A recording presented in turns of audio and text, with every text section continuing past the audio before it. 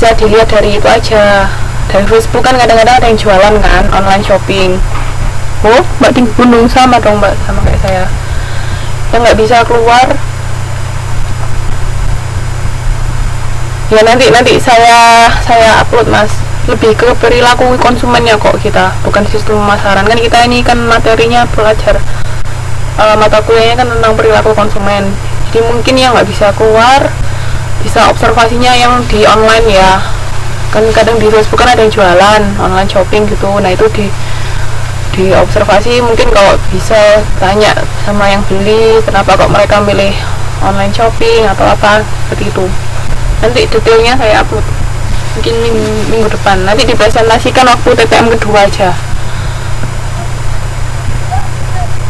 Gimana, bisa ya? Nggak keberatan kira-kira?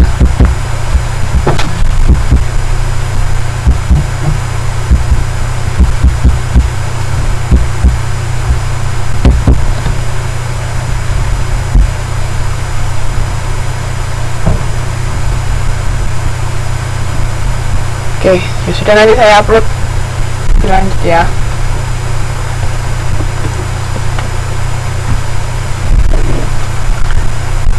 Sendiri aja nggak apa-apa, nggak banyak kok.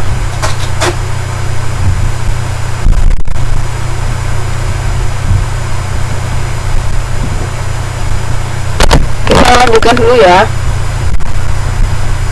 Nah, untuk modul 2 ini kita bicara motivasi sama persepsi. Ini lebih kita ambil dari sisi psikologi tadi. Kan motivasi kenapa kok seseorang dan persepsi seorang mau membeli suatu produk atau persepsi terhadap suatu produk.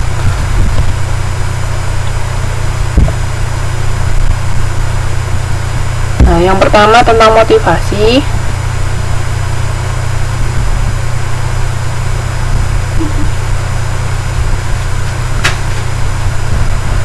Hakikat motivasi.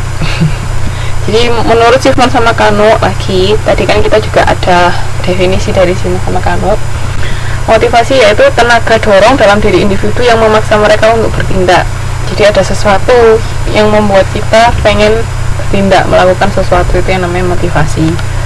Jadi sama kayak misalnya, kenapa kok kita beli roti? Karena kita lapar, makanya motivasinya supaya nggak lapar, makanya beli makanan gitu. Jadi ada sesuatu yang mendorong kita untuk bertindak, itu namanya motivasi. Terus, nah ini kelihatan nggak ini? Kalau nggak kelihatan, bisa dibuka modulnya.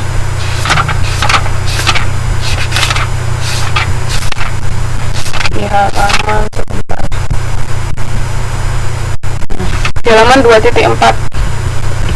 Di situ bisa dilihat kan kayak yang saya tadi bilang, pertama ada kebutuhan dan keinginan yang tidak terpenuhi ya, tadi misalnya lapar, terus ada tekanan untuk mengatasi lapar tersebut. Jadi ada, terus akhirnya dorongan membeli makanan.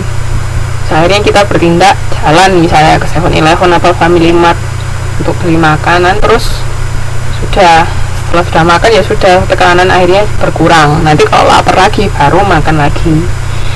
Nah, dari dorongan menuju perilaku ini, itu ada faktor lain yang juga akan menguatkan atau melemahkan motivasi kita untuk melakukan sesuatu, yaitu dari belajar. Maksudnya sama proses kognitif. Misalnya sebelumnya kita tahu, oh makanan di sini nggak enak, misalnya di 7-Eleven nggak enak, ada kita mungkin mbak lebih milih di Family Mart, jadinya akhirnya nggak ke 7-Eleven tapi ke Family Mart seperti itu. Jadi ada dari pengalaman, dari proses kognitif kita, cara berpikir kita, oh kita lebih suka yang sini, makanya kita jalannya ke sini. Atau enggak, ternyata enggak deh, di sana makanan instan semua misalnya, lebih baik bikin sendiri, ya sudah, akhirnya nggak pergi ke sana tapi lebih ke masak sendiri untuk mengatasi tadi kebutuhan kita, yaitu lapar, pengen makan. Nah itu jadi prosesnya seperti itu ya. Jadi kenapa kalau kita ada motivasi, berarti ada sesuatu yang kita butuhkan mendorong kita untuk melakukan sesuatu. Nah, ini peranan motivasi yaitu untuk membangkitkan perilaku konsumen, jadi mengaktifkan energi diri sendiri sehingga dapat digunakan untuk aktivitas mental dan fisik. Itu tadi adanya motivasi. Terus habis gitu ini mengarahkan perilaku konsumen. Jadi motivasi itu juga bisa mengarahkan perilaku konsumen, yaitu mendefinisikan kebutuhan dasar tadi, ya kan, kebutuhan kita apa, terus gimana caranya kita memenuhi kebutuhan, yaitu kan mengidentifikasi tujuan. Jadi kayak kita lapar, tujuan ya untuk mengatasi lapar tadi, terus mempengaruhi kriteria pemilihan, yaitu tadi dari pengalaman sama proses kognitif kita, gimana cara berpikir kita, sama mengarahkan faktor pengaruh yang lain. Tuh, jadi peranan motivasi sangat penting ya untuk konsumen. Kayak mungkin nanti kalau pas observasi bisa ditanya, kenapa kok kira-kira mau beli barang ini, ada apa, kenapa kok milih yang ini daripada yang tempat lain, misalnya seperti itu ya. Nah, ini klasifikasi motivasi menurut London dan Della Vita di tahun 99. Jadi ada pola sederhana, ada fisiologis dan psikogenik, kesadaran dan ketidaksadaran, positif dan negatif. Nah, di sini kalau motivasi yang berdasarkan fisiologis sama psikogenik, kalau fisiologis itu berarti untuk memenuhi kebutuhan biologis ya, kayak tadi lapar, haus, menghindari rasa sakit. Terus kalau psikogenik itu ke psikologis kita, di kepinginan kita untuk apa, misalnya untuk berprestasi, keinginan untuk mendapatkan teman, macam itu. Jadi kalau fisiologis lebih ke kebutuhan biologis, kalau psikogenik ke kebutuhan psikologis sosial. Nah, terus juga ada yang motivasi berdasarkan kesadaran sama ketidaksadaran. Jadi kadang-kadang kita kan sadar, oh kita pengennya seperti ini, tapi kadang juga ada yang kita secara nggak sadar kita melakukan sesuatu ini. Kalau contohnya di modul ini, alasan pembelian perhiasan seringkali dibandingkan dengan kecantikan dibandingkan dengan alasan status yang sebenarnya mereka ingin mereka tonjolkan. Jadi kadang-kadang ada alasan lain yang sebenarnya pengen kita tonjolkan tapi kita nggak sadar seperti itu. Kadang-kadang juga misalnya kita lagi jalan-jalan terus tiba-tiba ada orang yang menarik, nggak mikir panjang dibeli, padahal sebenarnya kita juga nggak butuh. Kadang-kadang bisa seperti itu.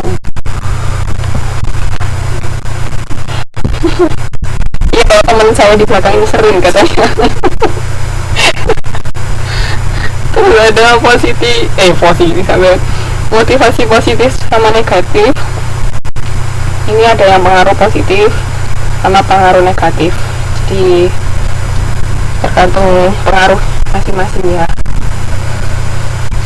Ini kalau pengaruh negatif, contohnya di sini penggunaan pasta gigi supaya giginya nggak rusak, jadi menghindari pengaruh negatif gitu, motivasinya.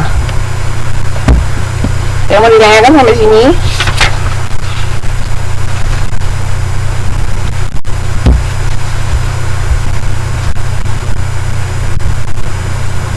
Nah, kalau yang pola komprehensif yang lebih sedikit rumit itu dari McGuire.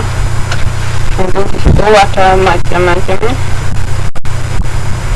Ada itu, lihat tuh, ada kognitif sama afektif. Kognitif itu lebih ke pemikiran kita ya. Dulu, sebentar.